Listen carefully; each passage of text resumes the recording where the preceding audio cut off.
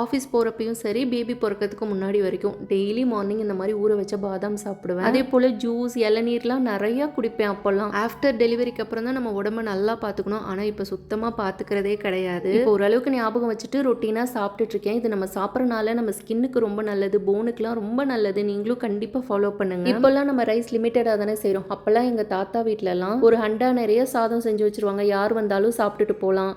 அப்படியே சாதம் மிஞ்சிச்சுனாலும் அந்த சாதத்தில் தண்ணி ஊற்றி காலையில் எழுந்தோடனே நீராகாரம்னு சொல்லுவாங்க.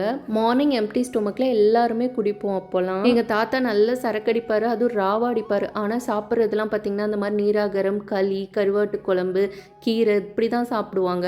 ஹெல்த்தில் ஒரு பிரச்சனை வந்ததுலேயே 90 வயசு வரைக்கும் நல்லா இருந்துட்டு தான் இறந்து போனார். இப்போல்லாம் நிறைய நியூட்ரிஷன் டாக்டர்ஸ் எல்லாமே பழையது சாப்பிட்றது ரொம்ப நல்லதுன்னு சொல்கிறாங்க. ஏன்னா இதில் நிறைய ப்ரோபயோட்டிக்ஸ் இருக்குது. நம்மளும் மார்னிங் பர்சன் கிடையாது. அதனால முன்னாடி நாள் நைட்டே சாதத்தில் தண்ணி ஊற்றி வச்சுட்டு மார்னிங் உப்பு அது கூட தயிர் போட்டு குடிச்சா ஒமானில் அடிக்கிற வெயிலுக்கு அவ்வளோ ரெஃப்ரெஷிங்காக இருக்குது. முடிஞ்ச அளவுக்கு ஹெல்த்தியாக சாப்பிடணும். என்னை பொறுத்த வரைக்கும் வெளியில் சாப்பிட்றத விட வீட்டில் சமைச்சு சாப்பிட்றதே ரொம்ப நல்லது. ஆனால் அதுக்காக வாரத்தில் 7 நாள் டெய்லி 3 வேளை சமைச்சோன்னா அவ்வளோதான். கண்டிப்பாக வீக்லி ஒன்ஸ் நாங்களும் வெளியில் தான் சாப்பிடுவோம். அப்போ தான் நம்மளுக்கும் கொஞ்சம் ஸ்ட்ரெஸ் ஃப்ரீயாக இருக்கும். நேற்று நம்ம வீட்டில் லஞ்சுக்கு ரைஸ், ராஜ்மா கறி, அது கூட ஆம்லேட் வச்சு லஞ்ச் ஃபினிஷ் பண்ணியாச்சு.